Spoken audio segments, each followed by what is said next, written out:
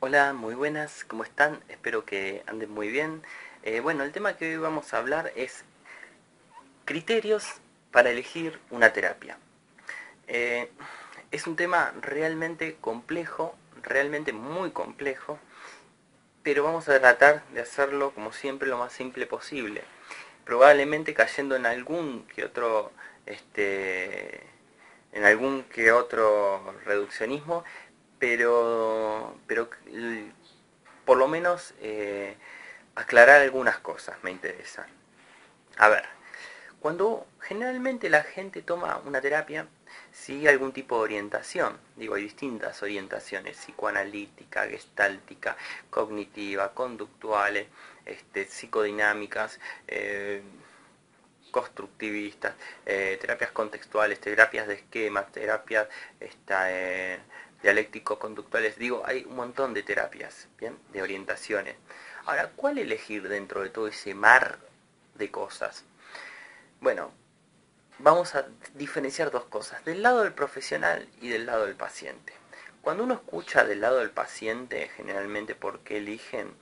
Eligen, muchos dicen, porque elegí tal, le dice una persona a otra, por ejemplo, que tiene el mismo problema. El otro le dice, ¿por qué? Porque a mí me funcionó. Yo hice, supongamos, una persona A le dice a una persona B, tienen el mismo problema y le dice, hace psicoanálisis. ¿Por qué? Porque yo lo hice y me sirvió para ese problema. Bueno, esto no es un criterio válido. No escuchen este tipo de cosas porque no es un criterio válido. ¿Por qué no es un criterio válido? Sencillamente porque una terapia, imaginen, aplicamos la misma terapia a 500 personas. Supongamos que de las 500 personas se cura una sola. Sería un nivel de eficacia y de efectividad muy bajo, muy bajo. Uno de 500 es muy bajo. Ahora supongamos que esa es justo la persona que viene a recomendarle la persona A que hablábamos recién y le va a recomendar a la persona B. Bueno, estaríamos en problemas porque sería sesgado. Estaría tomando su caso como representativo de la eficacia global de toda la terapia, lo cual es falso. Le sirvió a esa persona, pero pudo no haberle servido a otras. Entonces no es un criterio válido ese. Bien, otra gente dice, bueno, tomo tal terapia porque me gusta. Bueno, esto no hace falta prácticamente ni explicarlo. Que te guste una terapia o te sientas cómodo no quiere decir que, que estés mejorando tus síntomas. Digo, si vos consultás porque no podés salir a la calle y te gusta la terapia, pero seguís sin poder salir a la calle, bueno, estamos en problemas. Este, si bien la comodidad o que te guste una terapia puede hacer que tengas más adherencia al tratamiento, pero en sí mismo eso no cura. Eso por el del lado de los pacientes. Ahora, del lado de los profesionales, a veces esto es peor todavía. A veces escucho gente o terapeutas que dicen, yo sigo esta línea teórica porque a mí me gusta. Bueno, a ver, a mí me puede gustar, no sé, bailar una danza alrededor del fuego y creer, y no por eso voy a hacer una práctica, bien, lo pongo en términos sarcásticos, pero es así, es un poco así. Lo que nos gusta no necesariamente es lo que sirve y lo que funciona. Entonces, la pregunta no es qué es lo que te gusta, la pregunta es qué es lo que funciona. Entonces, ahí nos vamos acercando un poco más. ¿Cómo establecemos criterios para saber qué es lo que funciona? Bueno, esto es bastante sencillo y a la vez complejo. Yo sé que, a ver, hay algo que puede servirle tanto a pacientes como a terapeutas. Bien, Eh, hay algo que se conoce como guías de excelencia clínica. Las guías de excelencia clínica son guías que están confeccionadas para saber cuáles son los tratamientos que cuentan con mayor apoyo empírico. ¿Qué quiere decir esto? Bueno, hay apoyo empírico quiere decir lo siguiente. Hay muchas terapias que uno las lee en los libros y lee 200 seminarios y 200 tomos, este, y suenan muy coherentes, muy lógicas, muy complejas. Y quizás sí, y un nivel de profundidad, y la llaman hasta psicología profunda, ¿no? Pero cuando vamos a los bifes, como se dice en mi país, es decir, a los datos, a los números, a lo concreto, no curan, no mejoran. Un paciente que no podía salir a la calle sigue sin salir a la calle. Entonces, sí, todo muy complejo, muy lógico, y quizás hasta cierra la explicación que da en el libro el autor, ¿no? Pero en los datos no funciona. Lo que hacen estas guías de excelencia clínica es ir a los datos, ir al apoyo empírico, ¿bien? Es decir, toma las investigaciones vigentes que se hacen sobre los distintos tipos de terapia, de distintos tipos de tratamiento, pongámosle tratamientos desde psicodinámicos, cognitivos, conductuales y demás, y se trata de establecer cuáles funcionan y cuáles no funcionan, cuáles curan síntomas y cuáles no, qué síntomas, cuáles sirven para un tipo de patología y cuáles no sirven para otro tipo de patología. ¿Esto qué quiere decir?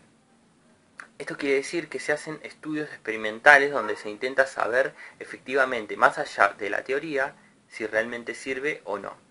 ¿Cómo se hacen estos estudios experimentales? Bueno, de la siguiente manera. Si yo invento un tipo de tratamiento, por ejemplo, para la depresión, llamémoslo tratamiento X, y yo digo que cura la depresión, bueno, lo que voy a hacer para validarlo es voy a agarrar un grupo, una muestra representativa de personas que sé que tienen depresión, pongámosle 50 personas, y le voy a administrar mi terapia. A otro grupo, también pongámosle de 50 personas con depresión, le voy a aplicar una terapia que yo ya sé cómo funciona. Yo ya sé cómo funciona. Y a otro grupo, que también de 50 personas que tiene depresión, no le voy a aplicar nada. O le voy a dar un placebo que es lo mismo que nada. ¿Por qué hago esto? Porque quiero saber si mi terapia, primero, si produce cambios. Por eso aplico a un grupo de personas. Segundo, quiero saber si los cambios son mejores que las terapias que ya conozco, ¿no? Que las que están vigentes. Y tercero, quiero saber si realmente está produciendo cambio mi terapia o es el paso del tiempo mismo lo que está haciendo que mejoren. Por eso hay un grupo que no le aplico nada, para saber si el paso del tiempo es lo que está haciendo mejorar. Porque yo puedo creerme que el tratamiento o la terapia que yo aplico es lo que produce la mejoría del paciente, y en realidad es el paso del tiempo. Es decir, el paciente mejoró porque sí, porque esa enfermedad con el tiempo va mejorando sola. Bueno, se hacen estos tipos de estudio, y en base a eso, en base a los datos que arrojan esos estudios, se conoce qué tan efectiva es una terapia. Eso quiere decir qué tan efectiva y qué tan eficaz. Eso quiere decir que yo puedo establecer una correlación entre variables. ¿Qué quiere decir una correlación entre variables? Que cada vez que aplico esta terapia, produzco un resultado. ¿Cuál es el resultado? La remisión de los síntomas, la disminución de los síntomas. Bien. Una vez que yo ya sé que mi terapia mejora a los pacientes, lo que tengo que saber es qué componentes de mi terapia están produciendo la mejoría de los pacientes, ¿no? Porque puede ser que yo administre, por ejemplo, mi terapia consiste en darle 5 indicaciones a los pacientes, ¿no? 5 pautas. Ahora, puede ser que sea una la que está produciendo la mejoría y las otras estén ahí de adorno, no están haciendo nada. Entonces ahí se hacen estudios de eficiencia, efectividad y de eficiencia. Es decir, se intenta establecer cuáles son los componentes que están produciendo efectivamente que mejore la persona. ¿Por qué mejora la persona con mi terapia? Tengo que explicar también. No solo que mejora, sino por qué mejora. Bien. ¿Por qué? Porque cuando una terapia también yo puedo aislar cuáles son los componentes que producen la mejoría, puedo lograr algo, que es que la terapia sea operativamente más sencilla. Es decir, quito aquellas cosas que no suman nada a la terapia, sino que la hacen operativamente más difícil de aplicar. Si por ejemplo yo necesito 5 sesiones para mejorar un problema, y yo descubro que es con una sesión sola puedo producir la mejoría, esa terapia es operativamente más fácil de realizar. porque para un paciente es más fácil venir una que venir 5. Así que bueno, estos estudios y estos análisis que se hacen, se analizan muchas más cosas y se someten a prueba, es lo que permite determinar cuáles son las mejores terapias.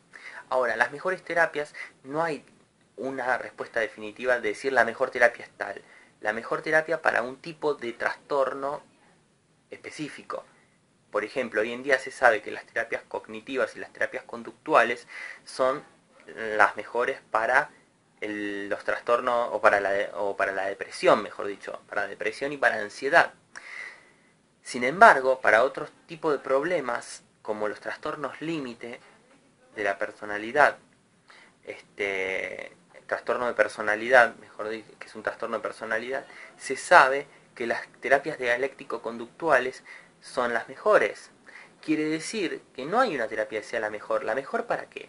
Es la pregunta. Y bueno, para responder esto hay que ir a las guías de excelencia clínica, que son guías que se están actualizando todo el tiempo y se actualizan desde distintas partes, desde estudios desde distintas partes del mundo, con investigaciones, con paper, con un montón de cosas. Entonces, esto está bueno porque se abre a un debate dentro de la comunidad científica.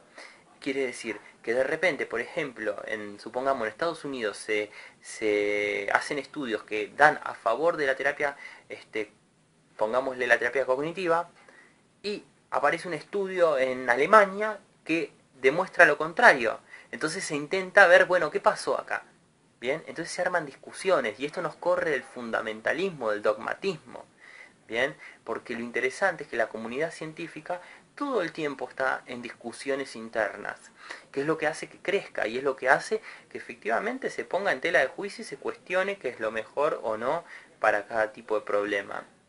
Estas guías, que son las guías de excelencia clínica que les decía recién, las puede consultar tanto los terapeutas como los pacientes. Esto es lo interesante que yo les quería contar. Cuando vienen y me preguntan cuál es mi opinión sobre tal terapia, mi opinión no importa.